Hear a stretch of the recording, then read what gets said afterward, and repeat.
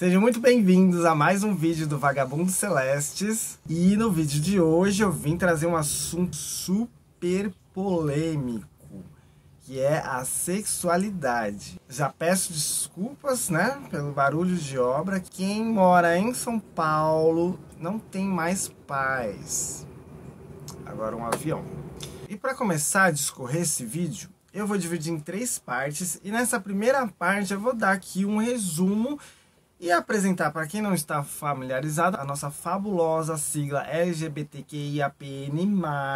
Olha, saiu de primeira. Eu estou aqui no lugar de fala da letra G e me entendo por homossexual e peço licença aqui para falar pelas outras letras. Nossa, mas antes era só 3 letrinhas de LS, agora vem esse abecedário inteiro aqui. Tem necessidade de tudo isso? Isso é muito comum a gente ouvir por aí, gera confusão, ninguém é obrigado a saber o que significa cada uma das letras. Mas o que é importante vocês saberem que cada letra dessa representa ou inclui uma pessoa que está fora do padrão normativo da sociedade. Que negócio é esse de normativa? Vamos ter que descer mais uma camadinha. Assim como a astrologia, a sexualidade é cheia de camadas e muito complexa. Vou abrir um pequeno parênteses aqui antes de continuar a explicação. Antes de mais nada, vocês têm que entender o conceito de gênero, sexualidade e identidade. O gênero, a gente pode dizer que é algo ou uma norma que colocam na gente a partir do momento que a gente nasce. Então, vai lá o médico, olha, esse aqui tem um bilauzinho, é homem, é macho. Essa aqui tem a pepequinha, então essa aqui é fêmea, é menina, do sexo masculino. Essa vai usar rosa, essa vai brincar de casinha. Esse aqui vai usar azul, esse aqui vai brincar de carrinho, vai brincar de futebol.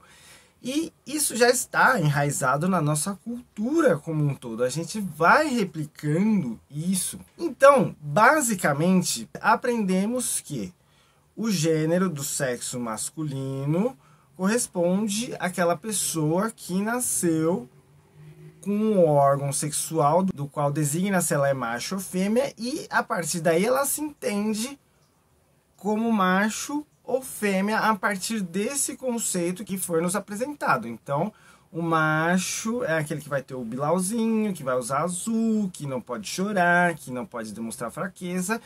E a fêmea vai ser a que tem a pepequinha, que vai usar rosa, que vai chorar, que tem a sensibilidade, que tem a intuição, vai arrumar a casa. Mas, meus queridos, a natureza é muito astuta e às vezes ela prega algumas peças na gente, como, por exemplo, pode nascer uma pessoa intersexo, que é a letra I da nossa sigla. O que é intersexo? Essa pessoa nasceu ali com os 2 órgãos genitais. Ela pode ter uma cavidade no assoalho pélvico e ao mesmo tempo um membro proeminente. E é muito interessante eu falar isso, uma prática que era muito comum antigamente, hoje em dia eu acho que assim, já ficou meio mal vista, né? Eles conscientizaram um pouco mais, mas o que era muito comum era logo esses recém-nascidos que nasciam intersexos ser submetidos a uma cirurgia ou para arrancar aquela saliência, que seria o pênis, ou para, sei lá, de alguma forma deixar a criança mais próxima do que ela se aparentava ali, do que foi estabelecido de gênero pela sociedade. Mas se vocês forem procurar historicamente, principalmente como, por exemplo, a América Latina, antes de ser colonizada pela Europa, as tribos que eram originárias daqui tinham sistemas, digamos, de gêneros diferentes do que a gente conhece, essa binarização de macho e fêmea. Então, vamos supor, em algumas tribos, por mais que uma pessoa tenha nascido com bilau, ela não vai desempenhar papéis diferentes da pessoa que nasceu com pepeca. Então, algumas tribos estavam organizadas dessa forma, como se ambos fizessem as mesmas mesmos tipos de trabalho, mesmos tipos de coisa, falando de uma forma bem grosseira aqui, bem resumida. Basta vocês irem pesquisar, quem gosta mais de história vai se aprofundar e descubram as diferenças de relações interpessoais e como as pessoas se viam em outras épocas, em outras sociedades, em outros povos. Porque esse sistema binário, acreditem se quiser, foi trazido pela Europa. E a mesma coisa, meus queridos, a gente pode falar na questão do ideal de gênero ou a ideologia de gênero. Porque se você olhar aqui, esse ideal de gênero, um ideal de homem que é forte, que não chora, que não usa maquiagem, é totalmente diferente do ideal de homem da Idade Média, no qual o exemplo da masculinidade eram homens que usavam pó de arroz na cara, peruca e salto alto. E agora vocês vão falar o quê? Hoje em dia o que se entende por homem sair na rua assim, vestido assim, provavelmente vai sofrer algum tipo de preconceito, algum tipo de agressão verbal e às vezes até mesmo algum tipo de agressão física. Então, sabendo disso e já aceitando que estamos inseridos nesse mundo binarizado, nós podemos passar agora para o próximo tópico, que é a identidade. O que é a identidade? Com que eu me identifico? Então eu vou usar o exemplo eu. Eu nasci e cresci entendendo que sou homem. Então eu me identifico com homem. Para mim tá tudo bem, eu não tenho nenhuma questão em relação a isso. Porém, eu poderia ter nascido desse jeito e não me identificar como homem. Como se a minha personalidade não estivesse em conexão com o que eu passo para a sociedade, com o que eu mostro, a minha identidade, mais uma vez. Quando a gente olha para a letra transexuais, são pessoas que nasceram com um determinado órgão sexual, do qual ali a sociedade diz, se não você nasceu com esse órgão, então você vai ser assim. E aí essa pessoa não se identificou com esse assim, e aí ela faz essa transição porque isso é algo que vai completar ela, é algo que vai encaixar nela, vai colocar aquela peça que estava faltando na questão da identidade. Por mais que essa identidade de gênero seja construída, a gente tem as nossas vivências, a gente vai aprendendo e vai saber quais foram as experiências que a pessoa passou pela vida para ela começar a se identificar com outro gênero e não com o que foi designado para ela. É essa percepção que a gente tem que ter quando olha para gênero e quando olha para identidade. E agora entramos numa parte que também é bem complexa, que é a sexualidade. A sexualidade é basicamente, de uma forma grosseira, digamos assim, o meu desejo, a minha atração. Então, pelo que eu me atraio. E aí, minha gente, já foi difícil desconstruir a questão de gênero e a gente entra agora em outro pedaço que a gente faz muita confusão também. Uma das confusões que eu acho muito comum, vou me usar aqui como exemplo para ninguém se ofender. Eu nasci me entendendo por homem, nesse corpo aqui de homem. E aí eu me interesso por homem, gosto de homem, mas eu não me identifico com o meu corpo de homem. E aí eu vou e transiciono. E agora eu me entendo por mulher, mulher trans. Mas essa transição não vai fazer eu mudar o meu desejo por homem.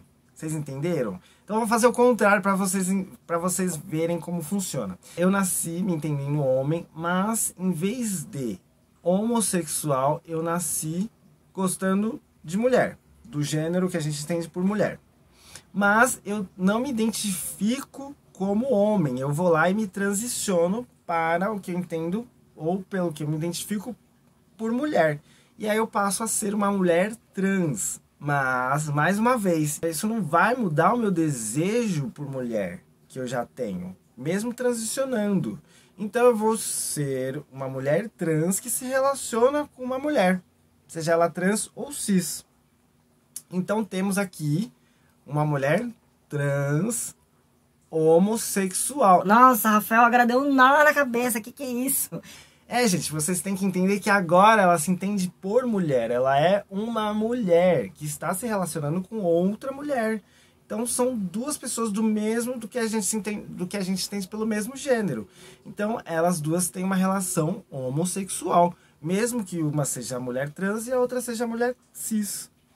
Ficou claro isso? Esse é bem difícil também de entender, mas eu acho que eu consegui.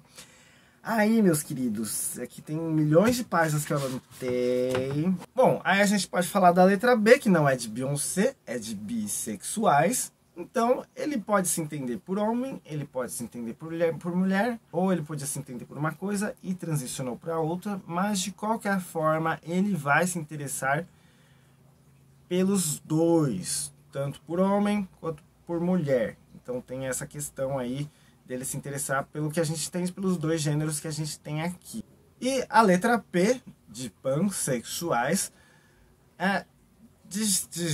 falando assim de uma forma bem também grosseira e bem resumida, as pessoas que são pessoas que elas se interessam, independente do que se entende por gênero feminino ou masculino. Então ela pode se interessar por aquela pessoa que a gente enxerga por homem, ou por aquela pessoa que a gente enxerga por mulher, ou por aquela pessoa que é um gênero fluido, um gênero que não tem ali muito bem um gênero definido. E aí a gente pode dar o exemplo aqui também da letra N, que significa não binários ou não binários.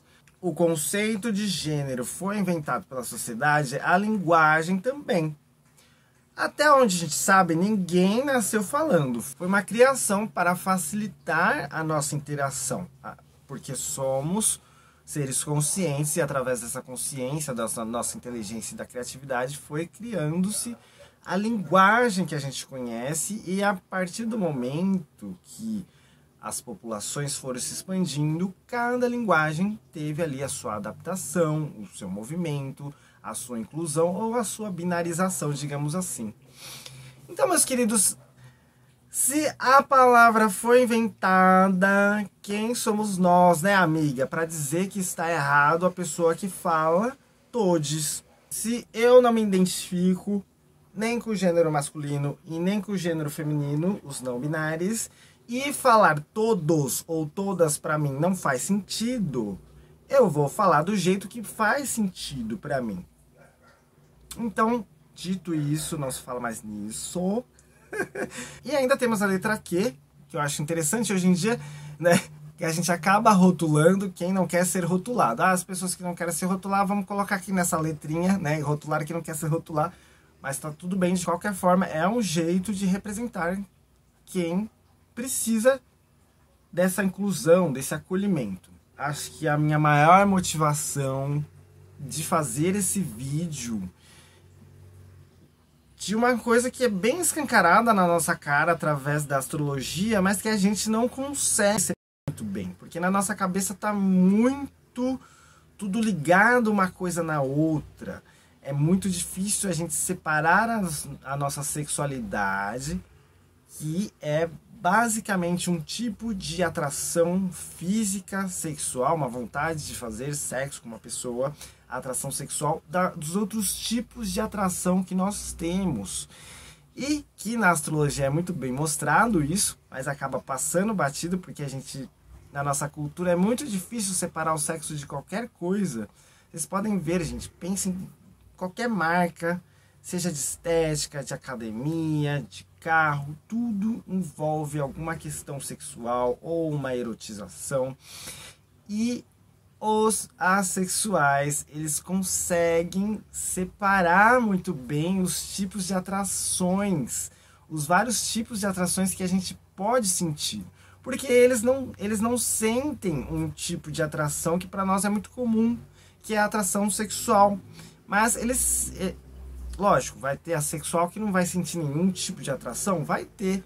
Mas não é porque uma pessoa não se atrai sexualmente por um corpo que ela não vai se atrair pelo intelecto, pela inteligência de uma pessoa ou pela estética. Eu posso achar um corpo bonito, mas posso não ter vontade de transar com esse corpo? É um tipo de atração, uma atração romântica, não impede ela de se apaixonar por uma pessoa. A gente pode dar um exemplo. Quantos de vocês não se apaixonaram e aí travou daquele jeito que na hora H não aconteceu nada ali? Porque talvez não tinha uma atração sexual. Isso dá um nó na nossa cabeça, porque nós, sexuais, estamos ali, nós aprendemos, nós somos inseridos, nós somos educados a não separar essas coisas. É tudo unido, é tudo em prol do sexo, digamos assim. De qualquer forma, eu vou dar um exemplo aqui que eu acho que vai cristalizar bem o que eu estou dizendo, principalmente em relação à identidade de gênero. Nos anos 90 nós tivemos uma novela que foi bem famosa, que é a novela Pantanal, e até teve um remake agora em 2022. Mas, nos anos 90, essa novela tinha aquele formato folhetinesco comum. Tinha ali o heróizinho, a mocinha e tinha o vilão. O vilão, que era machão, era louco pela mocinha, se interessava sexualmente pela mocinha. E aí, no final da novela, deu uma briga entre o mocinho e o vilão. E o mocinho foi lá e castrou o vilão. O vilão ficou sem o Bilal. E aí agora trago esse exercício aqui para vocês. Imaginem o vilão da novela, que se entendia por homem, machão, machista, misógino, que gostava de mulher, foi lá e foi castrado. E aí agora, não, agora eu vou me entender por mulher, vou começar a me interessar sexualmente por homem, porque eu não tenho mais o meu membro, vou começar a ser sensível, vou começar a me identificar com o sexo feminino. Óbvio que isso não vai acontecer, não é só porque ele perdeu o seu membro ali que ele vai agora mudar a identidade, ele vai passar a se entender por outra coisa. E aí agora é o momento em que eu vou tentar aqui unir a astrologia e tudo isso que eu falei da comunidade LGBTQIAPN+, os tipos de atrações, de uma forma que fique clara e concisa. E por que eu comecei pelos assexuais? Como eu disse agora há pouco, eles conseguem ter essa percepção mais detalhada, conseguem meio que separar esse tipo de atrações que para nós é muito mais complicado, é muito mais difícil. Para eles acaba sendo um grande desafio. Eu acho que a primeira vez que eu tive um contato com assexual era um amigo meu de infância, mais ou menos lá pelos nossos, a gente tinha a mesma idade, lá mais ou menos pelos nossos 17, 18 anos, eu me assumi gay e ele se assumiu assexual. E um amigo meu, hétero, me levou, na época, nos anos 2000, mais ou menos, tinha alguns rolês que juntavam uma galera alternativa, os emos, e a galera que tava ali se descobrindo gay, lésbica, trans. E aí, esse meu amigo hétero me levou e eu levei o meu amigo assexual pra um ambiente diferente, né? Mas eu era muito... Eu tava descobrindo muita coisa ainda, né? Eu tava descobrindo a minha sexualidade. E ainda de cara, descobrindo que o meu amigo de infância estava se assumindo assexual. E aí cheguei no rolê, né? Na adolescência tinha essa curiosidade. Ai, você é o quê? Ai, você é o quê? Ai, eu sou gay, não sei o quê. Ai, meu amigo é assexual. Ai, meu amigo ele é assexual. Ai, meu amigo ele é assexual. Até que uma hora que meu amigo chegou e falou assim, nossa, você tá me constrangendo. Eu falei, nossa, mas por quê? Porque quando eu falava que era gay, todo mundo, ai, que legal, que não sei o que, porque todo mundo ali se identificava. Mas o meu amigo ficava numa posição assim... Porque as pessoas, nossa, assexual, mas como é que é isso? Nossa, mas e aí, você não sente tesão, não sente nada? E aí ele chegou pra mim e falou, você está me constrangendo, falando dessa forma, me expondo dessa forma. Por mais que eu não entendi, na hora, minha atitude super escrota, eu fiquei com isso na cabeça, eu fiquei com peso na consciência. Tudo bem que na hora eu pedi desculpa, mas de qualquer forma isso ficou anos. Na hora de fazer o vídeo veio toda a imagem bonitinha ali na cabeça de toda a situação acontecendo. E eu não tinha, né, essa educação, esse entendimento, esse conhecimento. Era um pré-conceito meu, né? E aí deu no que deu. Justamente essa dificuldade que eu trouxe aqui de uma das letrinhas ali, que é um guarda-chuva embaixo de outro guarda-chuva, a letra A. Então você tem uma gama ali de pessoas. Hoje em dia eu tenho contato com mais assexuais.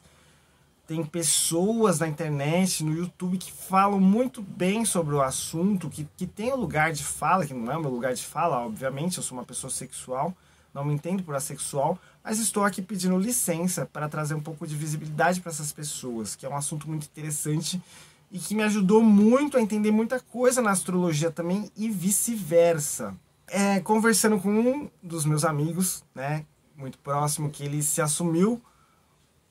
Ele primeiro se assumiu homossexual e depois ele, digamos assim, voltou atrás e se assumiu assexual. E ele falou, pra mim é como se fosse sair do armário de dentro do armário. Porque até mesmo na comunidade, você tem preconceito do desconhecido. Muitas vezes, quando eu via ele numa roda falando, as pessoas às vezes falavam umas coisas absurdas, assim, por exemplo, isso é trauma, você não conheceu nenhum homem que te fez sentir aquele negócio, o dia que você conhecer alguém, isso vai mudar, você vai ver, e assim, óbvio que você vai se sentir muito mal de se abrir porque você não tem espaço. Uma das coisas que ele me explicou, ele falou, foi muito difícil para mim, primeiro assumir e meio que voltar atrás na questão de ser homossexual, porque, de qualquer forma, eu me sinto atraído romanticamente pelo sexo masculino, ou pelo que eu entendo como sexo masculino. Essas são as palavras dele. Mas eu não tenho a vontade de fazer o ato em si. Então, ele se considera uma pessoa homo-romântica, porque ele tem atração romântica, ou até mesmo atração estética. Da mesma forma que outros assexuais podem ter aquela atração intelectual, como por exemplo a gente pode trazer aqui, e não necessariamente a atração sexual física, como eu disse. E como eu falei, a sexualidade é um guarda-chuva dentro de outro guarda-chuva. Então você tem ali, por exemplo, a zona cinza, que a gente pode incluir ali os demissexuais. São pessoas que elas não têm essa vontade ou esse desejo, mas em algum momento ela se sentiu tão segura, tão atraída afetivamente por essa pessoa que de alguma forma veio a atração sexual ou veio a vontade de fazer sexo com uma pessoa que ela tá, ou até mesmo ela fez aquilo para agradar o outro desde que ela não se anulou, desde que não foi algo que ela fez ali contra a vontade dela, mas poxa, eu tô agradando a pessoa que eu amo, não tem problema nenhum eu fazer esse rolê dessa vez, não vai me machucar, não vai me violar, não vai ser violento. E vocês estão entendendo? As camadas, são várias vivências, são várias coisas muito interessantes. E é aí que a gente entra agora na nossa mandalinha astrológica. Eu vou colocar aqui na tela para vocês. Mas para que vocês entendam, a gente tem a astrologia clássica, ou digamos a tradicional, e a astrologia moderna. Porque a astrologia é milenar, são registros assim dos antigos. A gente tem registros que ela se iniciou ali na Grécia Antiga, e aí tem as suas vertentes. E aí naquela época não tinha essa visibilidade das pessoas que não se encaixavam nessa norma de masculino e feminino, que na época era o masculino, a energia do masculino era o herói, aquele que ia atrás, tinha a energia da coragem, da fé, do foco.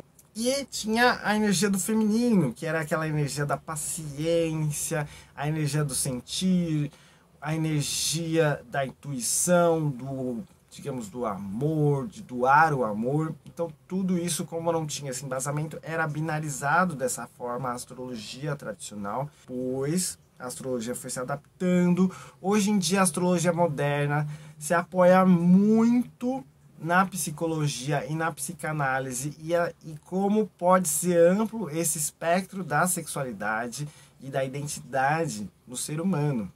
Mas, de qualquer forma, eu gosto de juntar um pouco da astrologia tradicional com a astrologia moderna, porque eu acho que tem algumas estruturas que funcionam muito bem e a gente não pode descartar a nossa base, as nossas raízes, as nossas essências. A gente pode melhorar, a gente pode adaptar a nossa realidade, como agora. E aí a gente pode começar aqui pelo conceito masculino e feminino da astrologia, que a gente diz que signos podem ter energia masculina ou feminina, que hoje em dia eu gosto de falar que são energias receptivas ou energias projectivas, ou passiva-ativa, ou energia que é para fora, energia que é para dentro, ou um conceito oriental, energia yin para dentro, energia yang para fora. Isso eu gosto de usar esse conceito de yang yin para dentro e para fora. Porque também tira aquela questão do gênero, não é? Então não vai falar que a energia que é para fora é de homem, a energia que é feminina é para dentro. E por que eu estou falando isso?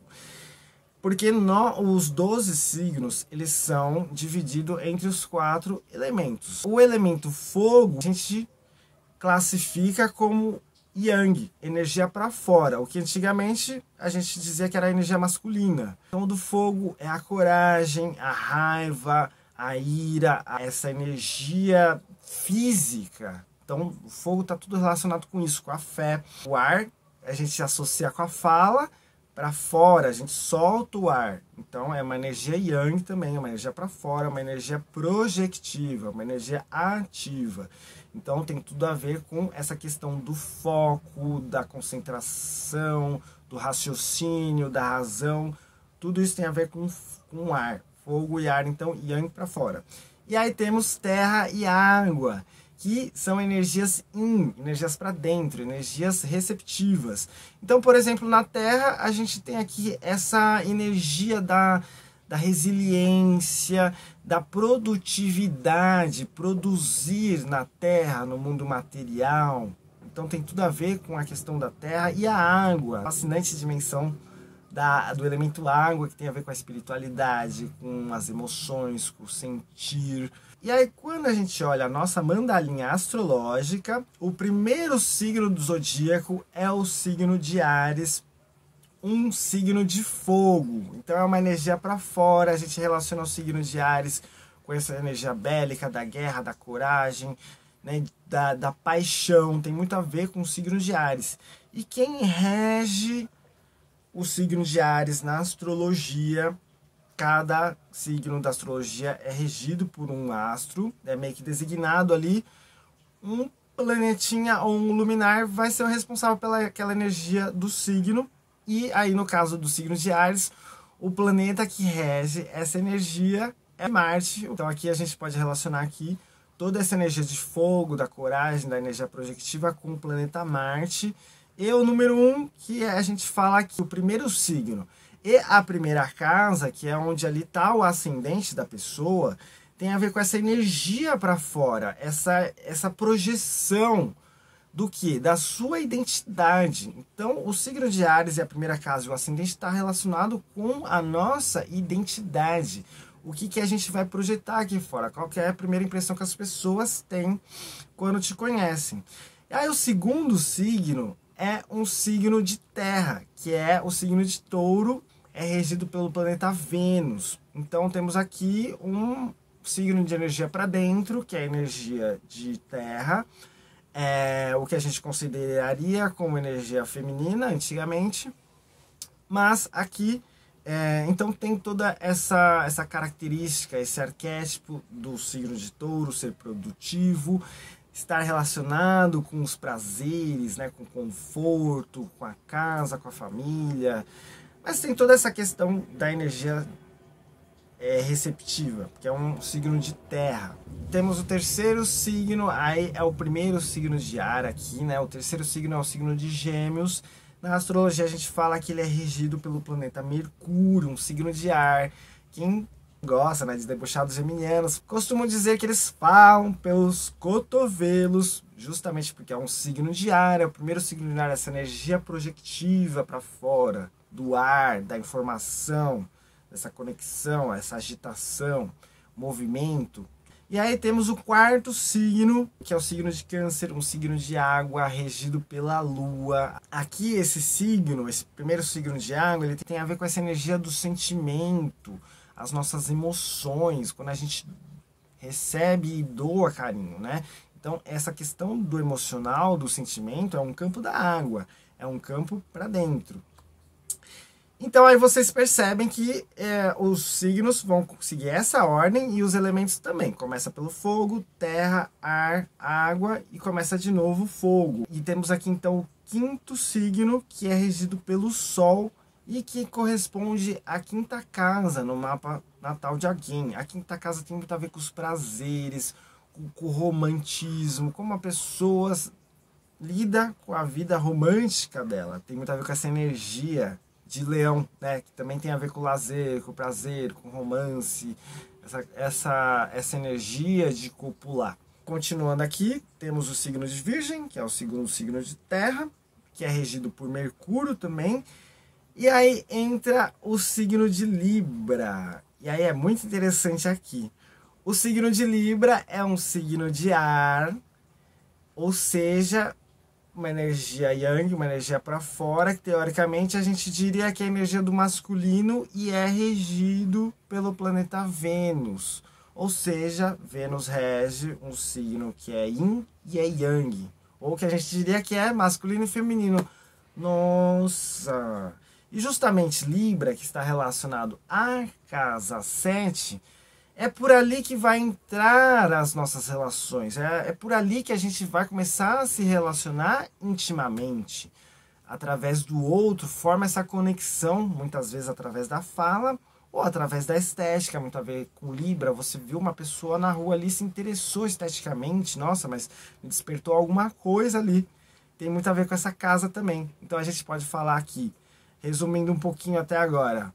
A casa 1, onde está Áries ali, tem a ver com a nossa identidade. A casa 5 com a nossa personalidade.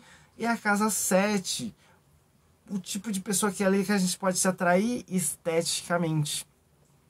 E aí passamos para a casa 8, onde tem o signo de Escorpião. Esse signo é um signo de água que na astrologia moderna é regido por Plutão. Um signo que tem muito a ver com transformação, encerramento de ciclo e começar novos ciclos. E essa transformação, essa intensidade, essas várias camadas de Escorpião e de Plutão, muitas vezes pode ser manifestada através da sexualidade ou a ausência dela. Essa casa 8 está muito relacionada com os nossos desejos, com aquela coisa que a gente não controla, aquele impulso sexual mesmo.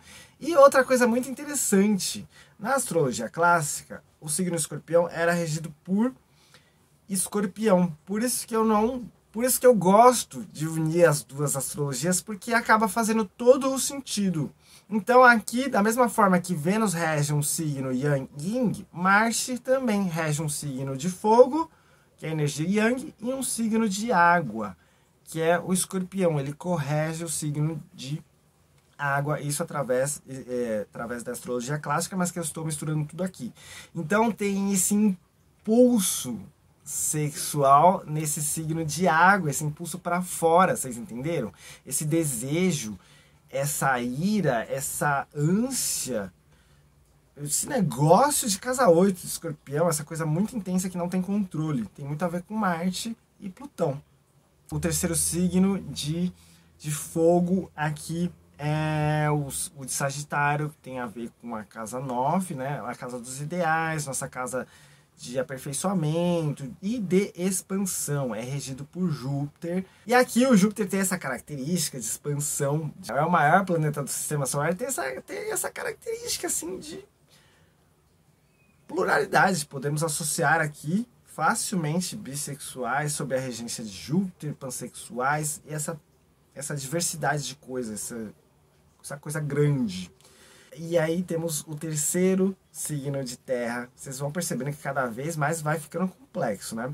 O terceiro signo de terra é o signo de Capricórnio, que representa a casa 10 no mapa de uma pessoa e que é regido pelo planeta Saturno.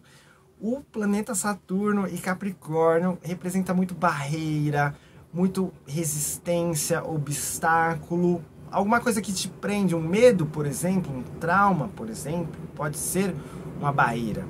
E justamente Capricórnio e Saturno está relacionado com a casa 10, que é o meio do céu, é o topo do mapa da pessoa.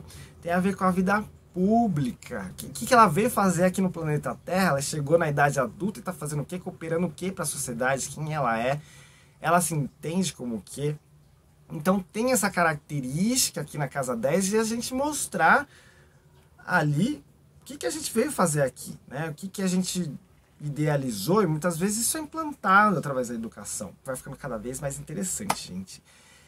E aí temos aqui o signo de Aquário, o 11º signo de Aquário, que está relacionado com a 11ª casa, casa de Aquário, e está sob a regência do planeta Urano. Então aqui, meus queridos, quando a gente fala de orientação sexual, não é apenas, a gente não está falando apenas do que a pessoa sente, o desejo, como ela se enxerga, se eu me enxergo heterossexual ou homossexual, isso é uma posição política, é um movimento político. Não estou falando que quem é gay é de esquerda, quem é hétero é de direita, não tem nada a ver com isso. É a partir do momento que você assume que você é ou homossexual, ou lésbico, ou de alguma das letras ali, você assume uma posição política de lutar pelos seus direitos, de lutar pelo seu reconhecimento, de lutar por igualdade. Se eu nasci aqui na Terra, por que eu vou ser diferente do outro? Por que eu vou ter menos privilégios do outro? Fatores de cor de pele, por exemplo, de etnia, de vários outros setores, de onde a pessoa nasceu. Então vamos supor uma pessoa ali que nasceu branca, numa condição de vida ali privilegiada, digamos assim, então ela não vai passar pelo mesmo tipo de situações de restrições igual outras pessoas que muito provavelmente estão mais marginalizadas da sociedade. E a casa 11, eu acredito aqui que é tão complexa que a gente tem os fatores de classes sociais. E é aqui que entra também a corregência de Saturno em Aquário. Muitas vezes Saturno tem a ver com essa questão do dinheiro, do político, né? De questões políticas, de pautas políticas, porque a sexualidade, a identidade de gênero é uma pauta política, vocês queiram ou não.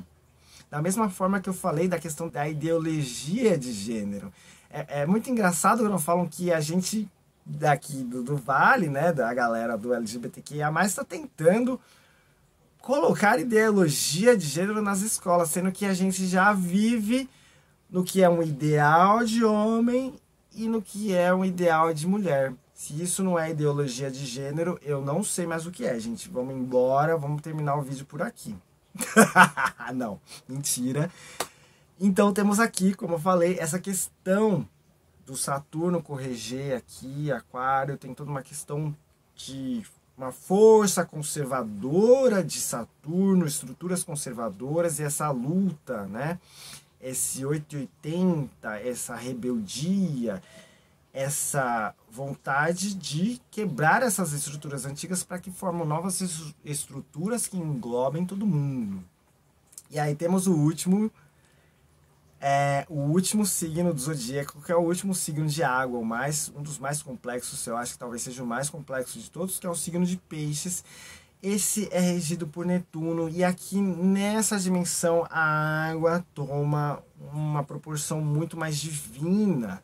Então essa conexão com o divino, com a espiritualidade, então é ali, a gente pode dizer ali, quando uma pessoa se conecta espiritualmente, nessa conexão de alma, ou até mesmo ali a casa 8, Escorpião, esse ato sexual tem um poder divino de duas pessoas se unirem a alma. Tudo isso tem muito a ver com a água, com o Escorpião, com Peixes. Então tem essa questão da espiritualidade aqui, mas também Peixes é um signo que se adapta muito, é um signo de água. Se você colocar ali a água na jarra, ela vai tomar aquela forma. Então tem aqui essa fluidez, essa plasticidade aqui, que a gente pode dizer que o signo de Peixes ou o planeta Netuno traz. E o Júpiter corrigindo aqui o signo de Peixes pela astrologia clássica, né? Hoje em dia, na moderna, a gente pode ver essa imensidão do Peixes, né? Essa que eu acredito que ali a gente pode colocar o maisinho da sigla, que sempre vai poder encaixar mais um, porque tende ali ao infinito as possibilidades de combinações de atrações de identidade de gênero para uma pessoa ter. A última coisa que eu tenho para mostrar para vocês é o gênero da pessoa, onde que no mapa astral da pessoa mostra o gênero. E nossa! Não mostra o gênero da pessoa no mapa astral. Meu Deus! Como eu nunca tinha percebido isso? Deve ser porque não tem. Mas é exatamente isso, meus queridos. O que a gente tem aqui é uma combinação que não vai determinar o gênero da pessoa. Vou dar um último exemplo, e eu acho esse exemplo fabuloso para vocês entenderem isso. Então, a galera sempre gosta de citar gêmeos na astrologia. Ah, mas e quando nasce gêmeos? Quando nasce gêmeos, vamos supor que nasceu gêmeos univitelinos, que são quando você tem um óvulo ali que foi fecundado pelo espermatozoide, e aí esse óvulo saiu 2 óvulos ali. Então eles vão ter o mesmo DNA, vão nascer gêmeos idênticos, com o mesmo órgão sexual, com a mesma aparência, iguaizinhos. São gêmeos univitelinos. Eles provavelmente vão nascer com o mesmo mapa astral. Se for uma diferença de 5 minutos até 20 minutos, provavelmente eles vão ter o mesmo ascendente. Porque quando um signo está subindo no horizonte, está ascendendo, ele demora em torno de 2 horas. Então, mais ou menos um gap aí de 2 horas para a pessoa ter o mesmo ascendente. Então, se for cerca de 5 minutos, 20 minutos, provavelmente eles vão ter o mesmo ascendente. Uma metáfora que eu gosto de usar muito. Imaginem que o mapa astral de uma pessoa é uma forma de bolo. Mas, não necessariamente porque essa forma de bolo é retangular, que sempre vai sair um bolo de chocolate daqui. Pode ser que saia um bolo de morango, pode ser que em vez de um bolo saia um pão. E aí a gente pode usar o exemplo aqui dos gêmeos. Vão ter 2 formas iguaizinhas, mas vão ser 2 pessoas que vão encontrar pessoas diferentes, vão ver coisas diferentes, vão experienciar coisas diferentes. Então esse bolo provavelmente vai sair diferente do outro, apesar das semelhanças, da forma, algumas coisas vão ser diferentes. E aí é que entra a questão do gênero. Vamos supor que em vez de gêmeos univitelinos, foram gêmeos bivitelinos. Então não foi o mesmo óvulo. A mãe, quando estava no seu período fértil, acabou soltando 2 óvulos. E esses 2 óvulos foram fecundados por espermatozoides diferentes. Então vão nascer gêmeos, mas não são aqueles gêmeos iguais. Então são aqueles gêmeos que podem nascer um com o bilau e outro com a pepeca. Então imagina esses 2 gêmeos que nasceram com sexo biológico diferente. Um nasceu o que a gente considera como mulher e outro nasceu como homem. Eles vão ter o mesmo mapa, o mesmo ascendente e nasceram com gêneros diferentes. 1 minuto de silêncio, gente, pro luto de vocês. Se ficou alguma dúvida, sim, assexuais existem na astrologia. E o que vai determinar o que a pessoa sente são as posições e as casas desses astros através desses 12 signos. Nossa, mas o que é isso? Como, por exemplo, vamos supor que eu tenho a casa 7 e a Vênus em Aquário. Em vez de estar ali o Libra, tá o signo de Aquário na casa 7. Eu vou me atrair pelo quê? Aquário, ar, criatividade, intelecto, razão. Óbvio, eu vou ser atraído pela aquela energia do intelecto, a beleza do intelecto da pessoa que vai me atrair. O corpo físico provavelmente vai ficar segundo plano ou vai passar batido para essa pessoa. Não estou dizendo que todo mundo que tem a Vênus em Aquário vai ter esse tipo de atração, não. Pode ser que ela goste de um sexo diferente, totalmente inusitado, uma coisa mais original, que é um rolê muito característico de Aquário. Então, por exemplo, a pessoa nasceu com Saturno na casa 8. Então ela pode ser ali uma barreirinha. Pode ser uma barreirinha ali, ou uma ausência, ou talvez ali uma dificuldade muito maior para sentir o desejo sexual ou não ter esse desejo sexual pela presença de Saturno ali, essa impossibilidade. É um exemplo, tá, gente? Não é que todo mundo que vai nascer com Saturno na casa 8 vai ter esse tipo de característica no mapa. Ou pode ser que ela tenha e desenvolva muito depois. Porque é isso, tem a sua forma de bolo lá, mas a nossa mente, a nossa vivência vai mudando. O nosso próprio cérebro é plástico. Nosso cérebro vai mudando ao longo da vida à medida da característica e da qualidade do que a gente vai experienciando. Queridos, eu espero que vocês tenham gostado desse vídeo. Me deu um trabalhão para fazer, porque eu queria estar assim, preparado, munido intelectualmente, o mínimo, né, para falar sobre o assunto, para não falar nenhuma besteira. Mesmo assim, se eu falei alguma besteira, vocês me desculpem. Comentem aqui os seus pontos de vista, se vocês concordam, claro, dentro do respeito. Provavelmente vou trazer mais coisas falando sobre isso, porque é algo que me fascina, sempre me fascinou, e hoje em dia eu tenho a cabeça muito aberta para falar sobre isso, né? Antigamente minha cabeça era bem fechada, então eu falava, ai meu Deus, falar sobre sexo. Mas jamais, jamais. Não se esqueçam de compartilhar com seus amigos, manda ali no grupo de héteros, que são ali mais cabeça aberta, que tem uma curiosidade de entender, de querer respeitar melhor o outro, de entender que há pessoas diferentes, diversas expressões energéticas que tendem ao infinito de possibilidades. Tá bom, meus queridos? Então um beijo pra vocês e até o próximo vídeo.